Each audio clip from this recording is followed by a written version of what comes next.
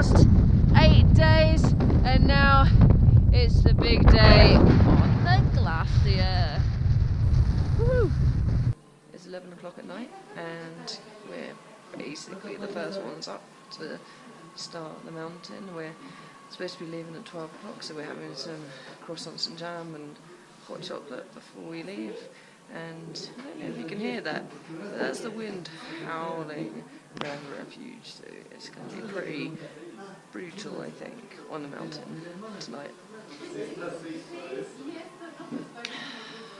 This stops.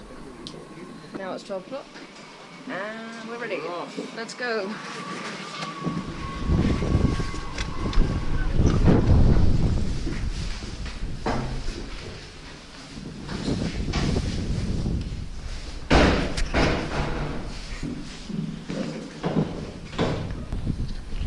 We're at the start of the glacier. We have our ropes on, our ice axes out, our crampons, and we're ready to go. Wow, we're ready to go now. Yep, 5,200 meters. Vamos? Here we are at the summit of Cotopaxi.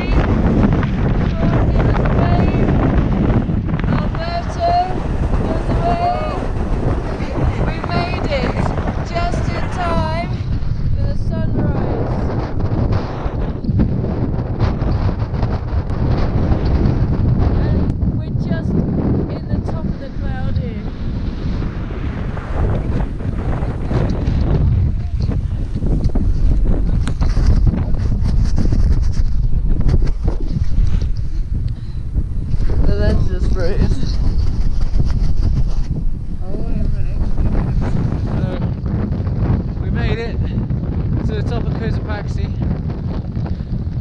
Here's the team. I think it's the most frosty my jacket has ever been. And that's going some.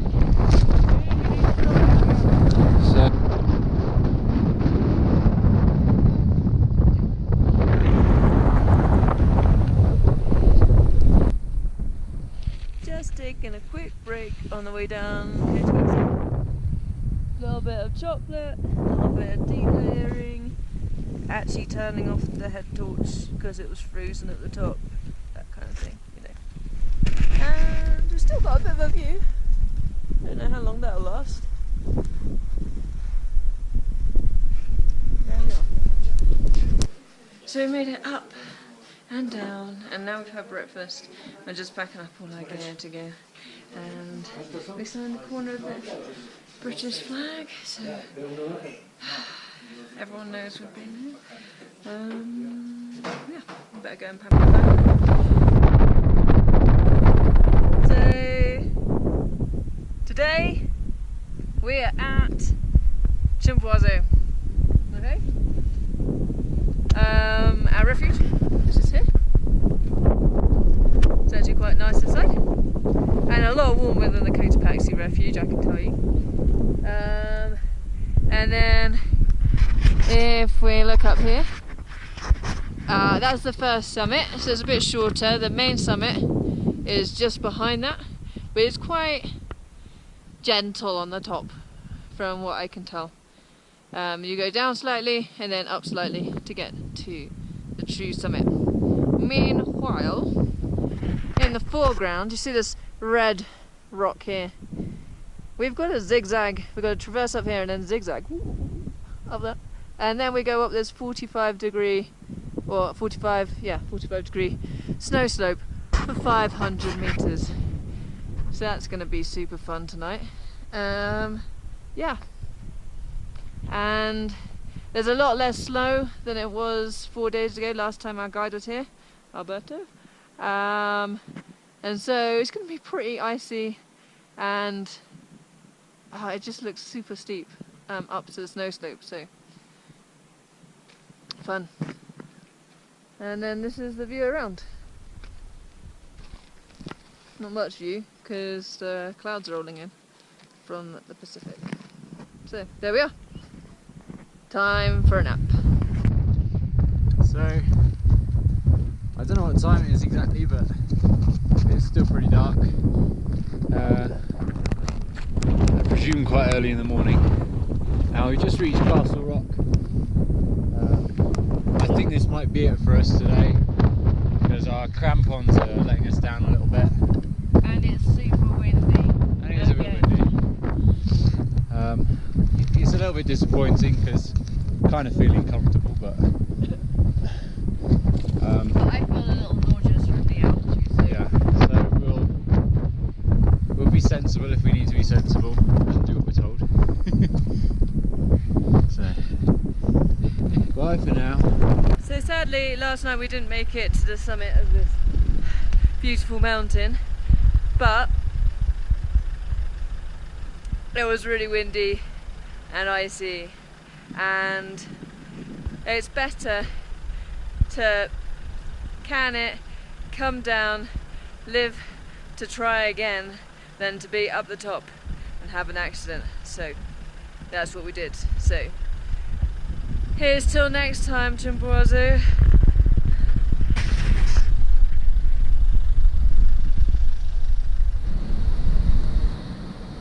Guess what, guys? We have our package! After 3 weeks or more, I'm not sure. It's been so long now. Yeah. There's a whole backstory. I'll fill you in later, but right now we're going to try and get a ticket from Guayaquil to Lima in Peru for tomorrow. And it's New Year. And we need to go. So as you can probably tell by our presence on the bus, we managed to get tickets to Lima. So it's now nearly 2 o'clock and we have the next 25 to 30 hours on this bus. But it's quite a nice bus. It has screens. And we get dinner and breakfast, so that's nice.